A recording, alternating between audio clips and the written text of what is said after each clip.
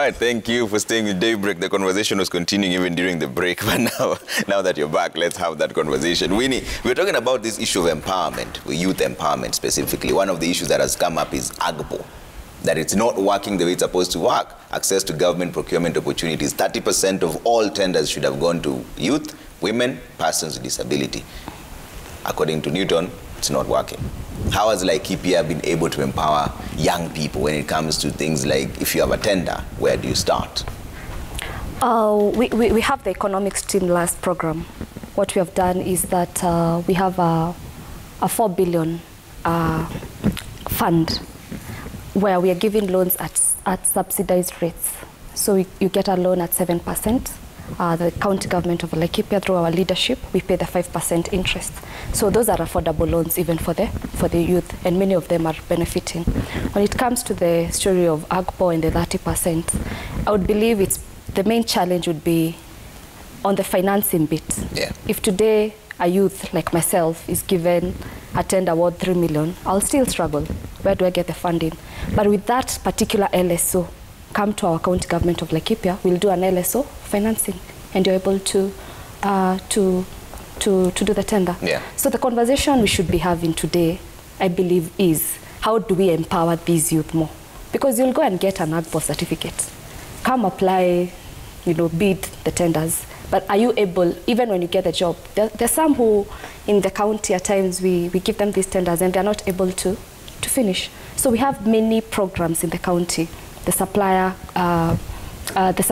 department, the Department of Supplies, is also doing a lot in training more of the contractors on which kind of bids can you make, how do you go about it, where do you get the financing, and we're also going further in financing this project. Yeah. There was an argument about the 6,000 shillings, and you're talking about subsidy. Yeah. Has that worked? I believe in subsidy. Yeah. So I don't rule out the 6,000 in Azimio, but my thought would be on the structures put to make it effective. In our end, it's a fund. So I'll give you a loan at a subsidy, 7%. Yeah. That's the cheapest. So it's not a grant? It's not a grant. Yeah. So you're able to repay.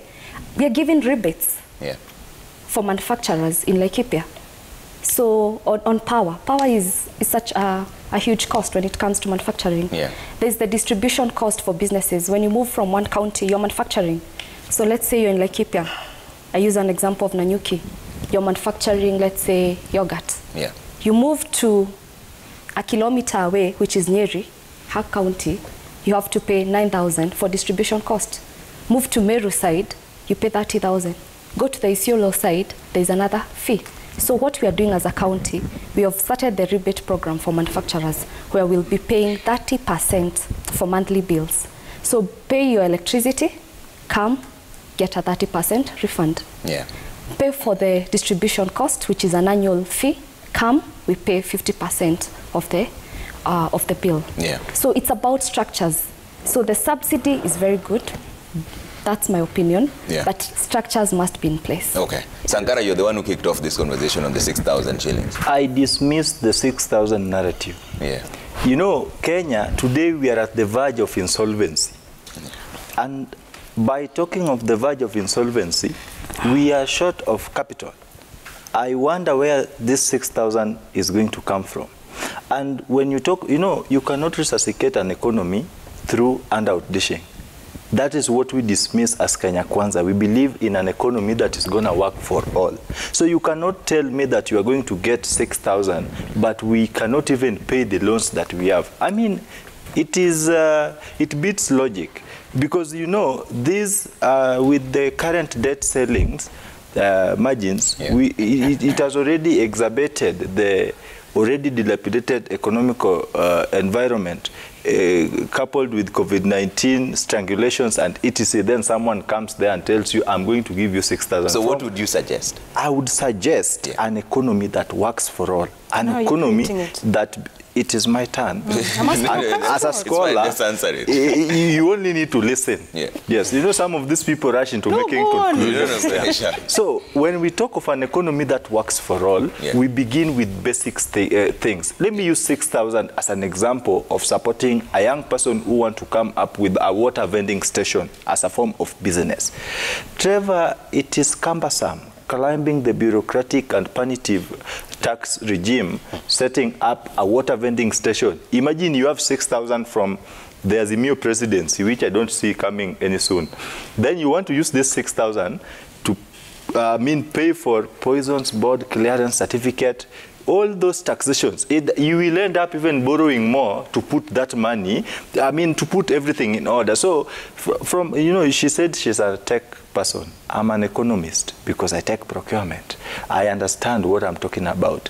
She talked of AGPO and that process. You know, before we award tenders, we look at technical ability, financial stability of the contractor.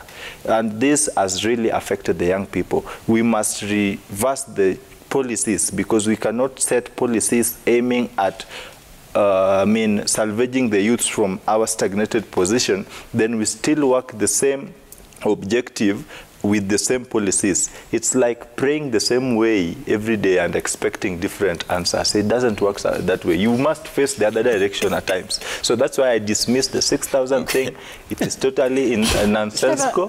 It doesn't make sense in a logical economic environment. It can only be used to pull crowds, the desperate crowds from the Azimio side. Trevor, I like what he's saying because the deputy president is a current deputy president. And he's been the deputy president since 2013 all the way to 2022.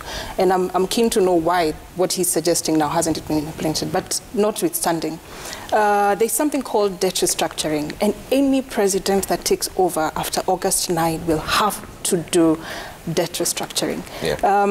They talked about AGPO. I'm a beneficiary of AGPO. And when it started, we would go and get a contract of 100,000. 100,000 is money you can raise from family and friends.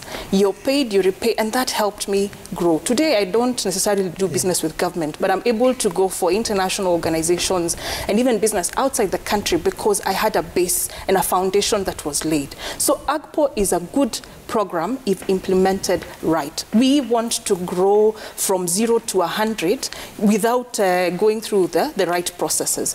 The question of corruption, where is the 6,000 coming from? We lose so much money through corruption. And for me, the reason I am a believer of Azimio and Baba's leadership is because he's a man who's stood up for something. He stood up. He's a man who loves this country. When you look at he's a father of democracy. He stood up against corruption. He is a man, I believe, when he says he is going to fight corruption, he will actually fight corruption. He said the people who are supporting, who said we are campaigning on a corruption fighting policy. You know, so for us with debt restructuring and fighting corruption, the 6,000 is available. And remember, affirmative action is not meant to be permanent. Affirmative action is meant to move you from this step to the next step. Trevor, I don't know whether you've been broke before, but I have been broke. And I know how humiliating it can be to not have 50 shillings to take me to town. And I cannot even think about anything else. I cannot even dream on a hungry stomach. So all Baba is saying is that, can we bring dignity to human beings? He is empathizing with young people who've started families. But for people who are privileged to sit here and dismiss money, because probably they've never experienced hunger. They've probably not struggled. I have experienced let her finish. Yeah, so for Baba, all he is saying is that I am empathizing with the people of Kenya, with the young people who are struggling to make ends meet. This is not permanent. I'm helping you first feed your stomach, and then let us move to the next level of creating employment. You know, so for people who are privileged, who have salaries, who have never slept hungry, who have never walked to town, they may not appreciate what 6,000 can do. But I appreciate 6,000 because I know what it's capable of doing. Trevor, it is interesting. Sankara, let Newton let me speak just, first. just a minute, you just a second. First before her. Let Newton speak, then I'll come to you. You know, Trevor, I am really glad that my sister has finished with it is a temporary strategy. Yeah. I agree. Kenyans have suffered, and it might come to their rescue. at this point they're trying to grow up. I go back to this issue of Agbo. My sister said, if I'm given a tender of 3 million, how am I going to supply it or to honor that tender? If I'm given 6,000, it will not help me. Definitely. If I'm told pesa mfukoni, it will not help me.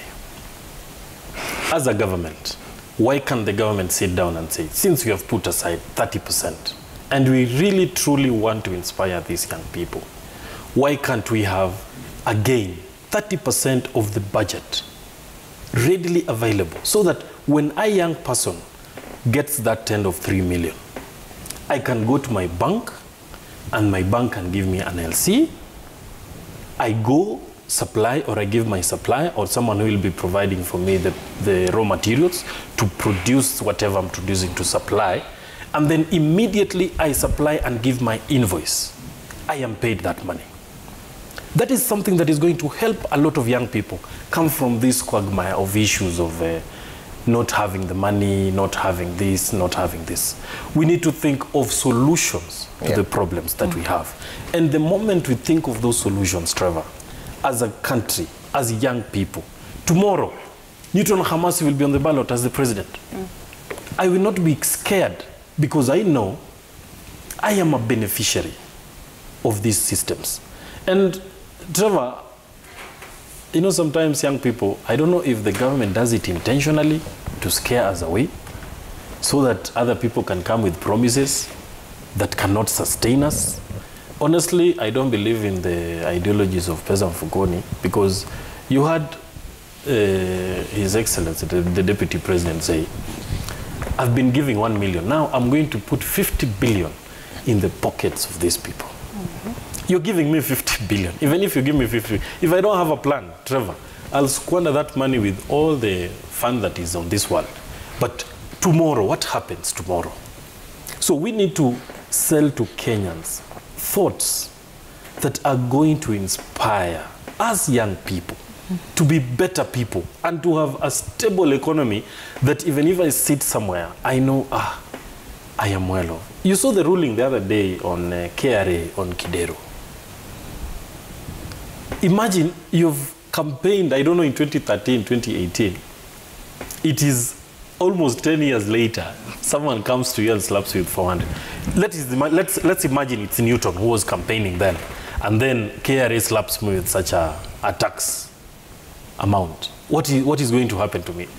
That is why I told you the other day was saying people should cut trees, so that is environmental degradation, which should not be encouraged. But again, young people, and you've seen them, they commit suicide, not because they don't want to try, because some of them have tried and they have gotten to a point of nimechoka. You get me, Trevor? Yeah. So as a country, let us think on ways to make young people have real hope, not just to sell hope for the purposes of them going to register as voters. So it's all about the systems? Yes, the systems need to work, Trevor. And they can work. They can work. Yeah. There's nothing in this country that can't work. They can work if we get the right leadership that is not for promises, but to deliver what someone wants to. So the reason why these systems is important, because you're dealing with one that actually works right now in Laikipia, and you said 1,633 people being empowered. How are you dealing with the issue of pending bills and delayed payments? Because it's one thing to give me the money to start something. It's a whole new conversation when payments don't come when they were supposed to. How are you cushioning the young people in Laikipia? Thank you. Within the economic stimulus program, we're also doing invoice discounting. So we'll give you if you didn't get the LPO financing, you can come for the invoice discounting. So if there are delays with, money coming from Treasury, County, there'll always be, those delays at times. We're able to do an invoice discounting.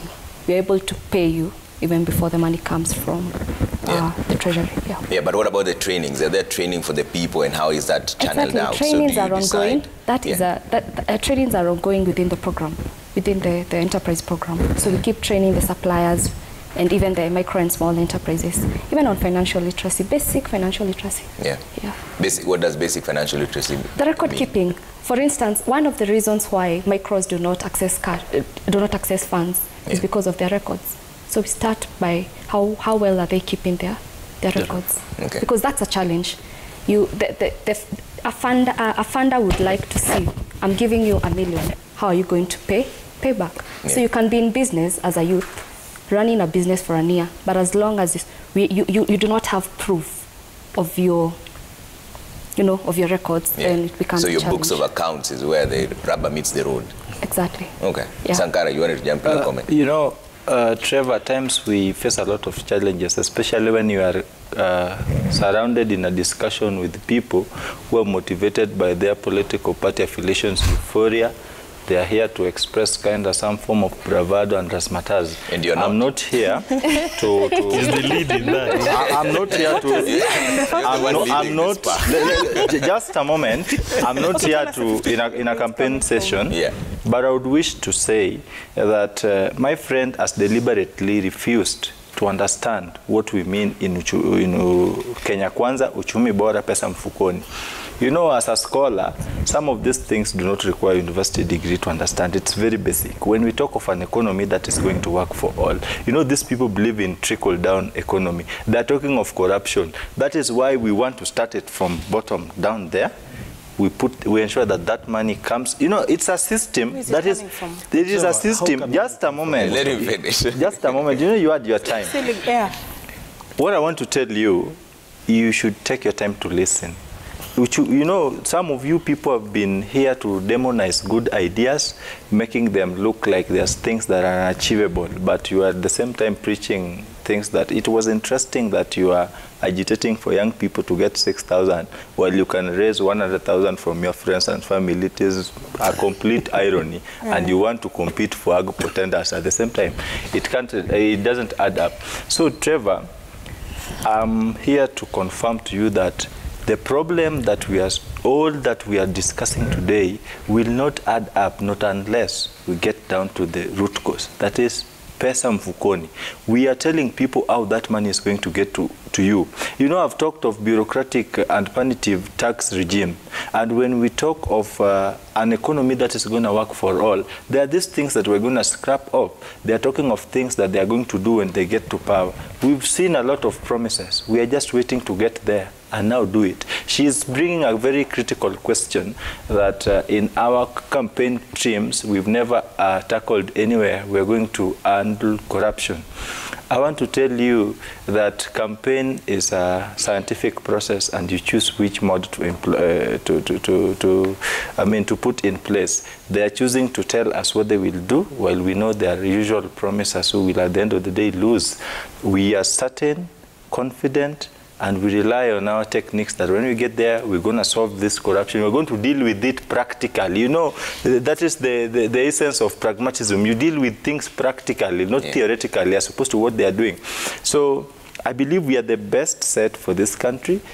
I do always say that in as much as you ascribe to a certain political party, never suspend your individual political consciousness and integrity as an individual because you are in a certain political party. Okay. Always stand firm with your principles, because at the end of the day, it is not what or whom you supported, but it is how your support change somebody's life somewhere. There's a direct question to you, and let's bring it up and see what's happening right now. This is all coming through on Twitter, Trevor Mbija, Citizen TV Kenya. Use the hashtag Daybreak. You can bring it up now and see what you're saying online. Let's bring that up on screen. Okelo Mwalimu says Sankara shouldn't be allowed to evade questions. Does he understand what ANC stands for? It seems youth in Kenya Kwanza have become rich all of a sudden to the extent they all pay rent of 10,000. Inform him that there are youths who stay in slums and can't afford even 1,000 shillings rent. Your response. This is it is good. Life is a choice. I was just using an example of an economy, an economical rate today. We are talking of majority. You know, is the only problem with Mwalimu Okelo is trying to use a certain segment to diffuse the entire conversation. He is only focusing on the 1,000 part. I'm talking of the entire youth. This segment is comprised of those who pay 2,000, 10,000, 1,000. It depends. So it is not categorically referring to the 10,000 group. Okay, though the he has chosen to use that as an example. For me, the ones who don't have you see, he has chosen that as an example of a question. I'm also using that 10,000 as an example. Okay. So it is not casted on any stone. And if they're paying 10,000 rent, that means it's not bottom. If the youth he represents are paying 10,000 for rent, that is not bottom. Where do you stay? Where do you stay? No, me, I didn't say. No, just a question. I want to respond to you in regard to this. You are emphasizing on the 10,000. I didn't talk about what let me just answer you something. Yes, thank you are talking of she is asking. It's my time to talk now. Yes, I'm getting you, but when you're going wrong, I have to correct you. You are focusing on the 10,000. I'm just asking you, where do you stay? It doesn't matter. It doesn't matter. So that informs the question that whether you are staying in a 10,000 place, in a 1,000 place, most of them are incapable of achieving that target. Yeah, that is my point. Yeah, Wanjoy, you had a point to make. Yes. So for me, and I think we need to go back to the main conversation. Yeah. I struggle to see what Kenya Kwanza is selling, but I won't dwell on that, because even when they say they're going to give 50 billion, where is the 50 billion coming from if they're struggling with the 6,000? I think it's extremely important that we go back to the conversation of youth and politics, because unless we involve ourselves in politics, because this is where policies are implemented, and if we don't involve ourselves, we'll continuously be left out of it. Yeah. And one way of getting involved is obviously registering to vote and showing up to vote, and also staying to guard our votes. The other most important is that we negotiate through parties in this country. And that's one of the things that I love about our Azimio, that it's saying, you know, come with your parties and let us negotiate. So what is the role? I'm a member of the Jubilee Party, for instance. So what is my role as a young person in the Jubilee Party? How am I contributing to the manifesto? How am I contributing in Azimio to the manifesto? How is that manifesto speaking to the issues that are affecting young people? I come from Nyeri. I am a farmer of potatoes, and I have to really thank His Excellency the President, because we've been suffering in the hands of brokers when selling our potatoes. But in December, there was a lorry from Isiolo, thanks to the roads that they have put in place. That road infrastructure has allowed lorries coming from Isiolo to come and get potatoes from our village and go sell in Isiolo. So how are we ensuring that we go above now selling the potatoes as potatoes, but converting them into crisps, value addition? And as the Nyeri prosperity, the Nyeri professionals, one of the things that we are saying is one constituency, one product, which Baba has adopted to one county, one product. This is pushing for manufacturing. For any country to move forward, we're talking, it has to think about manufacturing. And I like what Laikipia County is doing, giving the subsidies to encourage more people to get into manufacturing. So what role are we playing in the political parties? Jubilee and ODM have their NDCs coming up. What role are we playing? And we must be present. And these things will not find us at home. Okay, let's bring up some of the more feedback that's coming through. Sengeli Brian says youth have always been complacent because they are disenfranchised by the system. When it comes to voting season, they are actively engaged by stakeholders. Post-elections, youth have been sidelined from the echelons of power. Okay? Engineer Lazaro says this program has done a lot to transform youth and shape up their views socially and politically. They should now walk out from their comfort zones and stop being used as cannon fodder to cause mayhem. Okay? Modern day youth have accepted to play bit part role in Kenyan political sphere. They're called upon by principal actors some months to elections to play a few lines of dialogue. Once principal actors succeed in the elections, bit part players are forgotten for 4 years. It's very sad. Okay? Brian Mutiga says, in Kenya, what we have is bad leadership. Politicians have mastered a way of using youth during elections and dumping them after winning. Youths want leaders who will solve unemployment, provide paid internships, bring available opportunities. Okay? Sam Masika says, let's start by ensuring the youth are empowered. The irony in the conversation is that we are talking about elderly presidential aspirants and youth in the same sentence. We are enemies of ourselves. The youth need to sit in the decision-making organs, period. Okay? Wamsitu says many youth initiatives are formed by a few individuals for personal gains from political formations to be misused by politicians. These initiatives will die immediately after elections. That's why they see 6,000 as a big deal instead of jobs and business opportunities. Very nice. Boni says, let's be truthful. Most youths are affiliated to the same leaders who made everyone poor. our society is too poor and the ideas don't matter. Most of the youths are just there to gain. If not, we wouldn't bother about elections, just rallies for cash. Okay? Festus says it's so sad to see youths who are elected to represent us. They are not independent minds. They are conformed to speak for their bosses. They speak for their political parties and not for the needs of the youths. When will the youth be independent minds? Okay? Sagioko says, tragedy with the youth politicians in Kenya is hitching their young revolutionary wagons to old and tired wagons, older politicians. Stand by yourself, carve a niche, rise through the ranks, it says, take power, and you have all that it takes. Okay? Agumba Steve says, the current day politics is killing the hopes of young people. Those who get the urge to vie simply do so to get rich, as it's been the norm. Some even say they won't vote as they haven't benefited from the politicians as relates to jobs and everything else. Okay. Winnie, talk to me through, let's get practical now. So a young person walks up to your office, you're the Chief Officer, Innovation Enterprise Development in Laikipia. No. They have an idea, an innovative idea. What happens? Which steps do you take? The first step we take is registering. If it's an innovative idea, it needs to be registered as a patent or as a utility model. We walk them through the process through the Kenya Industrial Property Institute, KIPI, which is a parastatal within the Ministry of Industrialization. Yeah. So we assist them in the technical write-up, so that they can file it and own it as an enterprise or as an individual. Thereafter now, we start by putting up a plan, a business plan. We need to put their ideas into writing for us to be able to do follow-up. So we assist in that too, the business plan, our preparations. Yeah. Then thereafter, now this guides us on the steps which we'll follow in order. So where do we start?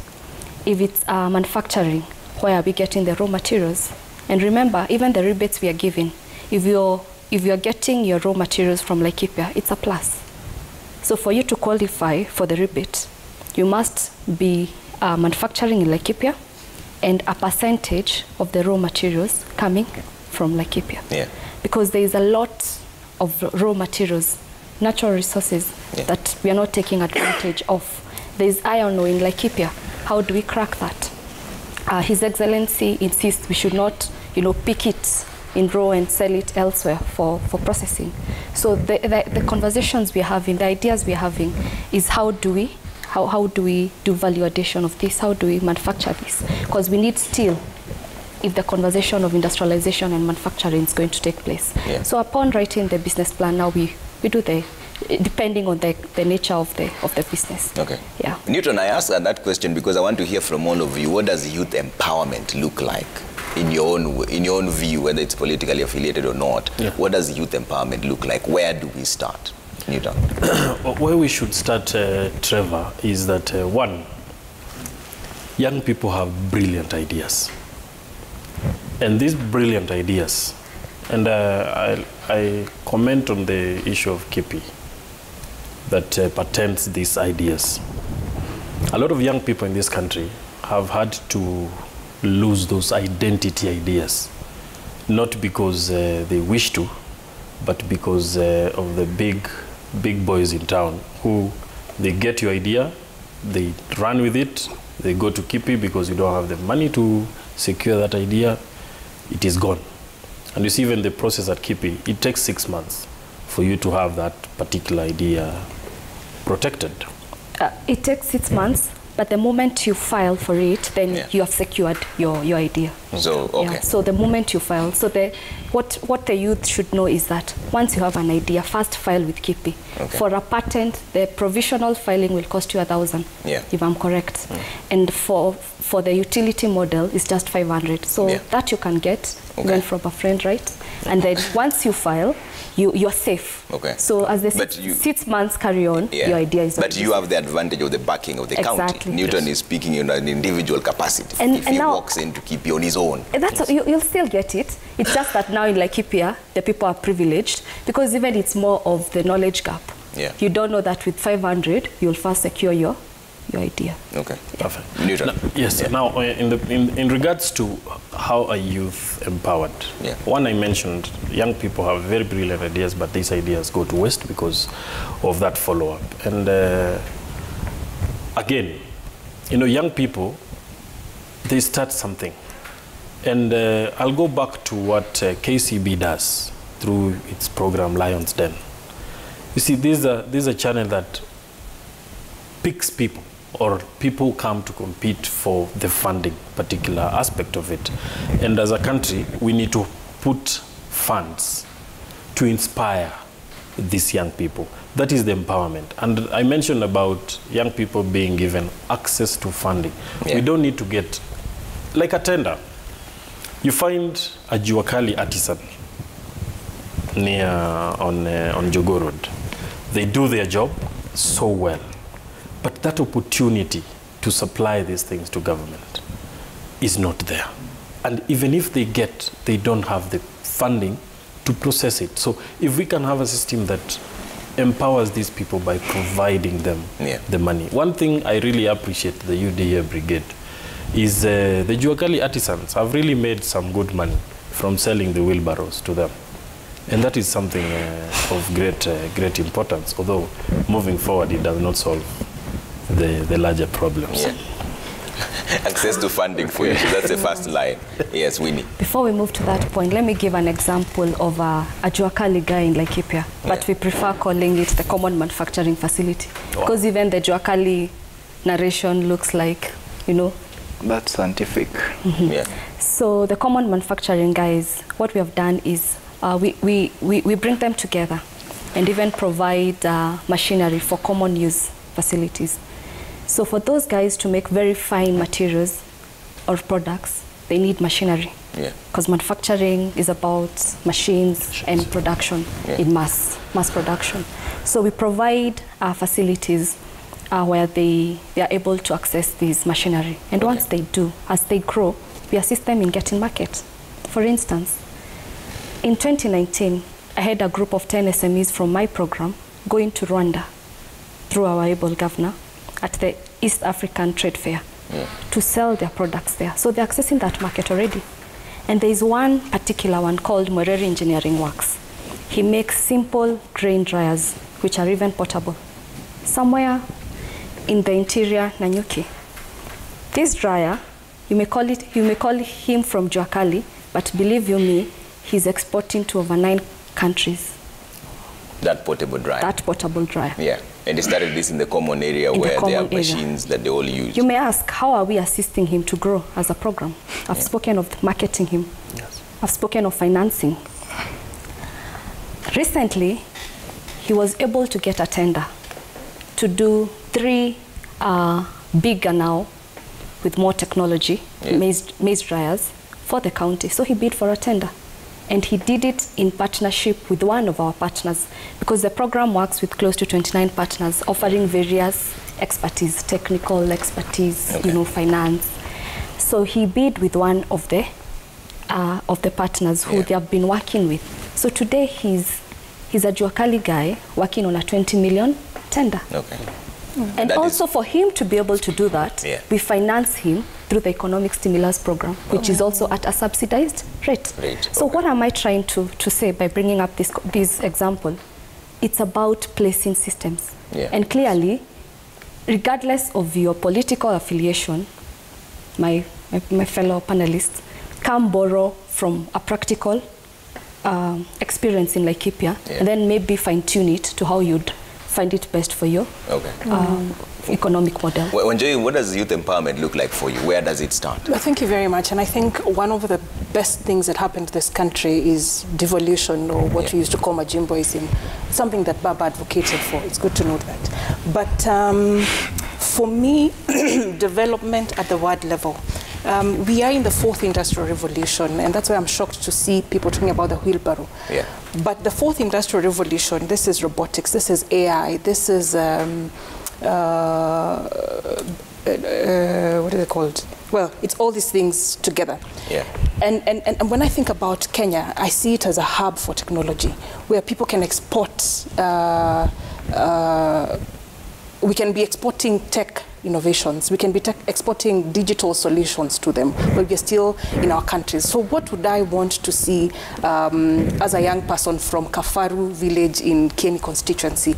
It is access to computers, access to internet, access to this kind of technology. And we're already doing it through the Tuko na Form initiative. And we're working with schools, primary schools, that are connected to the last mile connectivity. Thanks again to this administration. We're also working with polytechnics to make them attractive. Because you need skills to be able to... The reason as to why the young man in Laikipia is doing what he's doing is because he has the skills. So we need also to have exposure to skills, current and future skills. The other thing that we must, and I would want to correct, is that there is no them versus us. We as young people must collaborate with those who are ahead of us. And look at what Laikipia is doing. For the young man to finance a 20 million contract, he had to work with partners because he doesn't have the ability. So I don't think we should have them versus us. I think it's a collaborative effort for us to get to where we want to go. And you know, I love being practical, Trevor. People are accusing us of working with the old guys in their presidential candidature. But the truth is that we are not yet there. I will become the president of this country one day.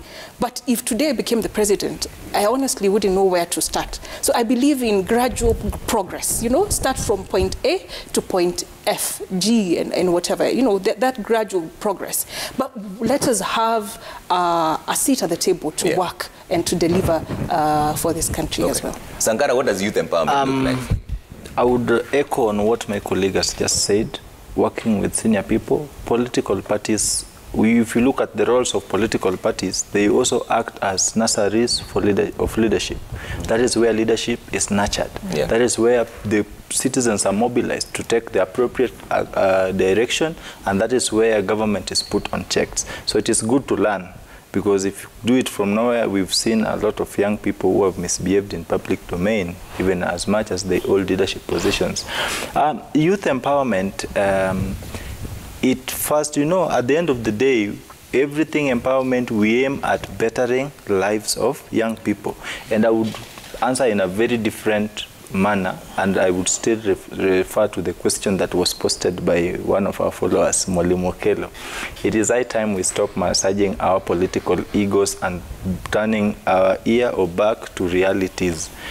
Kenya is not composed of shanties, and it is the responsibility of every government to eradicate slums. We must look at the cost of productions. When you're producing, any business is aimed at maximization, profit maximization. You look at the universities, it is unrealistic that Mwalimu has just raised that issue of Kenya Kwanza, trying to paint Kenya Kwanza as being rich. No, we are aiming at a society where every young person is going to have a better life. Look at the universities, and I would use the example of the University of Nairobi. In the recent restructuring process, they hiked the hostel fees or accommodation fees to over 40-something thousand. Students are considering even staying outside. Those outside, do you suggest that they go and stay in slums? We want a society where young people, as the majority, we are going to work with dignity. And that is what we stand for as Chumi Bora. We are going to have a country where every person is having his or her dignity upheld. So I don't think there is a problem by mentioning, using a particular price quotation as a rental fee. No. It doesn't mean that we must drive every young person there. Everyone wants to live a better life. I want to feel comfortable. I want to feel my dignity as a young person is upheld. So the economic empowerment, and when I narrow down to empowerment is relative. We can empower you socially, politically, and economically. And these things are intertwined. So we cannot leave the other because they work hand in hand. The moment some of us, like here we had in political field, we are likely to make decisions in the near future, and even currently we take part and part in the process of decision making, where policies that we feel are aggravating the young people are going to be influenced to either be revised, scrapped off, or modernized in a manner that they will sound satisfactory to the expectations of young people. So the word empowerment is very broad, and it is our responsibility never to shun away from that process, because as Angie said, no one will come and tell you that now it is here, take it. No, you have to take part in that process. You have to prove them that, no, this is what is happening. Let us also encourage young people to seek information. A lot of young people does not know that things like AGPO exist. And I would even challenge the formation of AGPO policies that if we are 75% of the population and you are including persons with disabilities, women and young people, and you are giving us 30%, we are 70. Where are you taking it? 2. We should in fact have 70 and 30% left for the rest. I think that will be making a lot of sense. It will be accommodative. It will take into consideration the larger chunk of the population. Yeah. Winnie, based on the young people you've worked with and what Sankara is saying, because the policy says at least 30%, it doesn't really just cap it at 30%. It's the people who are deciding to keep it at 30%. It could go as high as 70. But even if it goes that high, are they really ready to take advantage of such opportunities? Or do we still need a bit more training or even hubs to ensure that these things are done in groups? Because we've seen young people being put together. That doesn't work. At an individual level, they don't have enough capacity.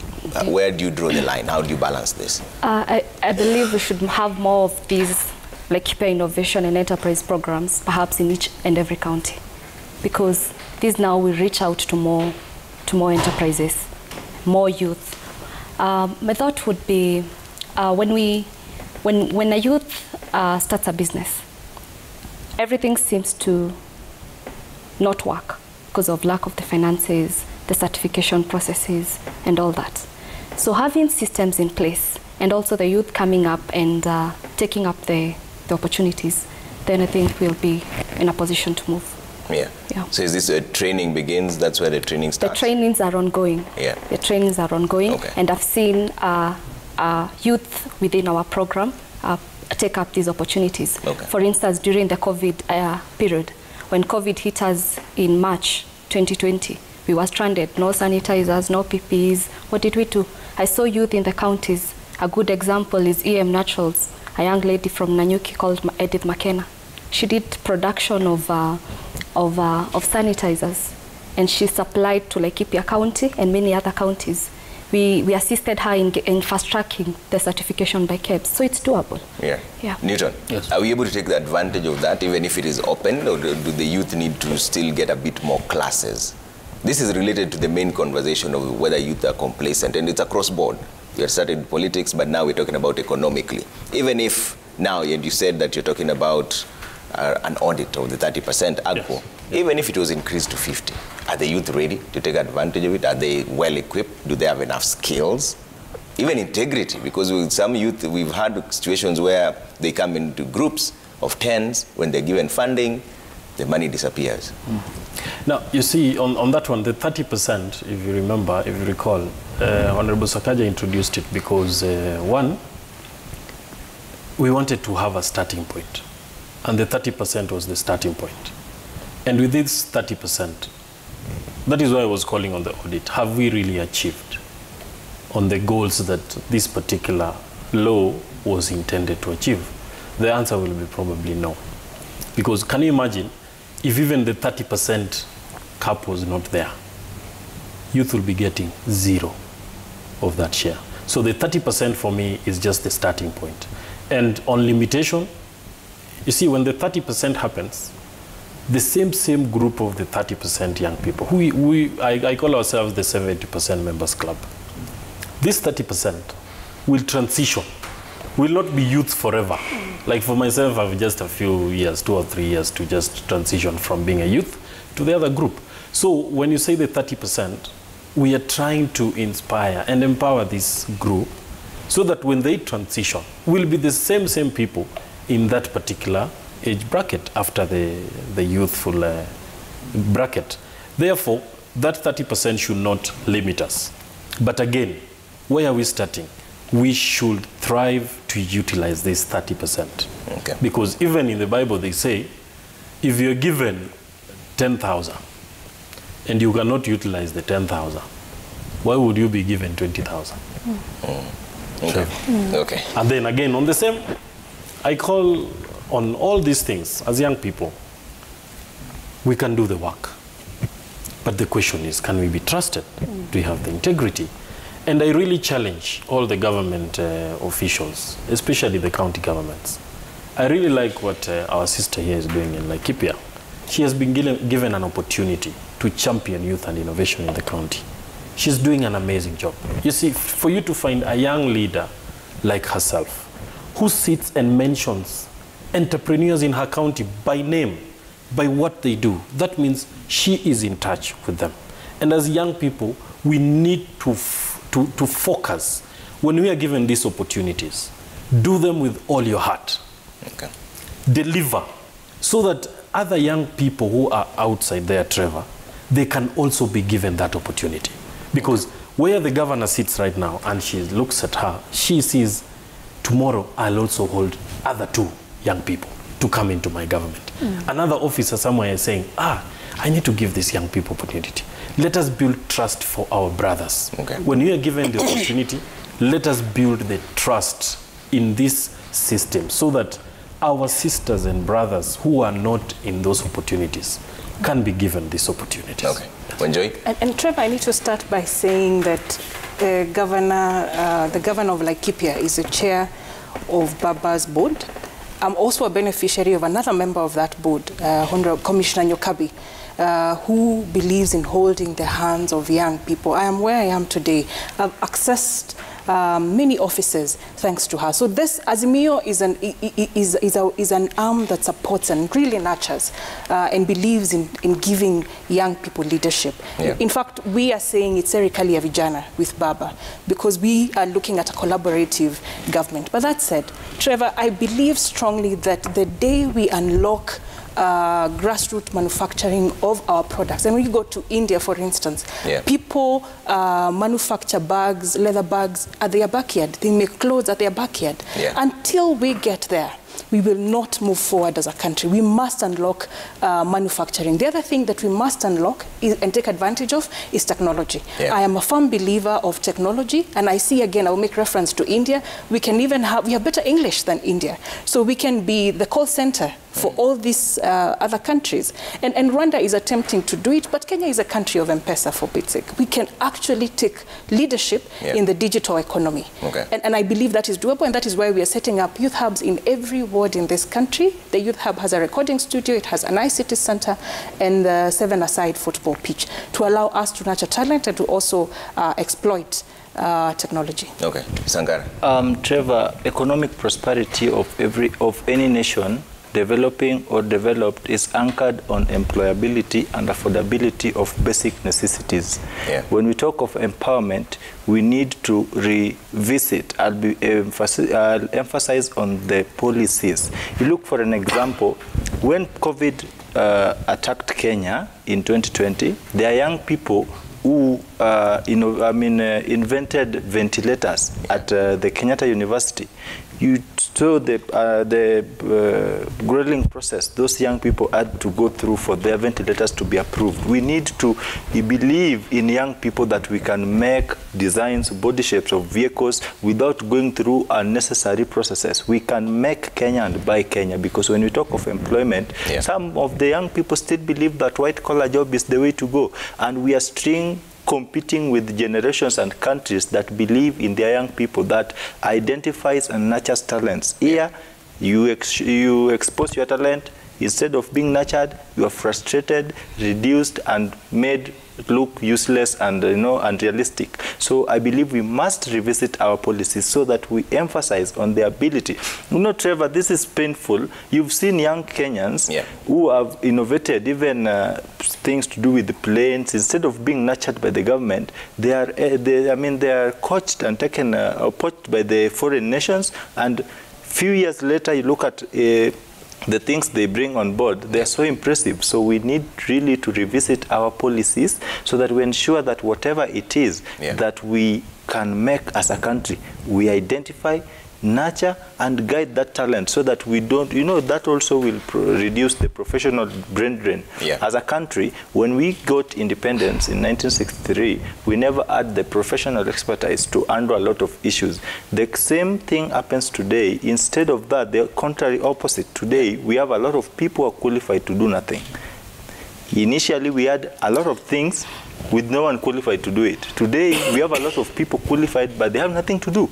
So we must give talents an opportunity to manifest in a society. All right, I'd like to give each and every one of you 1 minute chance for closing remarks, but there's a message here from Super Senator Johnson Sakaja. He says the gap is between legislation and implementation. That's why, for instance, the 30% law isn't being implemented. He says, I will implement it fully in Nairobi.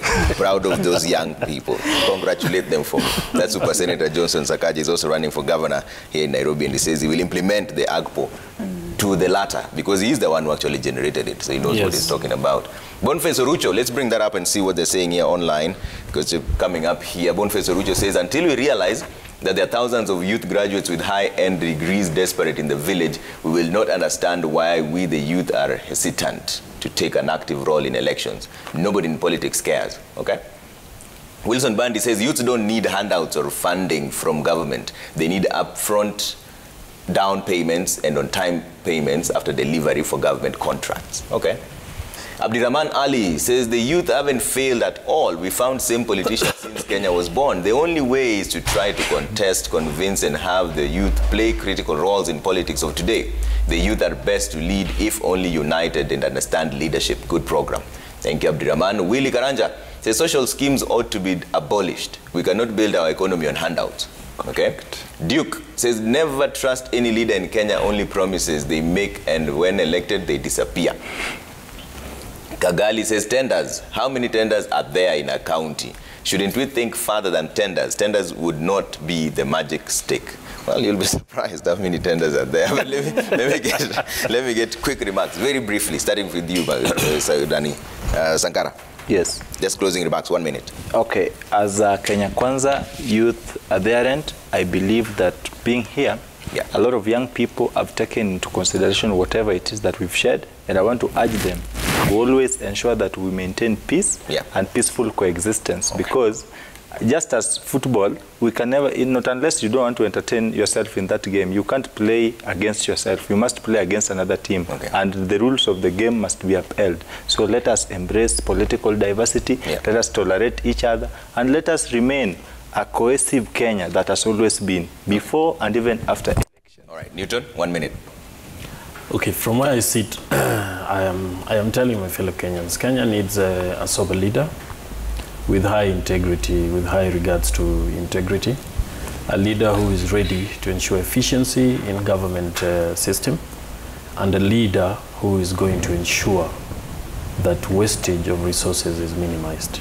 As a country, we have a beautiful country. We have a beautiful 70% members club. And young people, I'm telling you, stand up, take the space, and let your numbers be counted.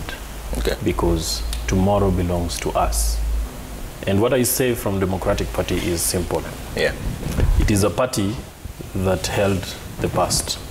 It is a party for the current, and it is a party for our future. And right now we are doing an intergenerational dialogue and of leadership and Kenya Mbele na Justin.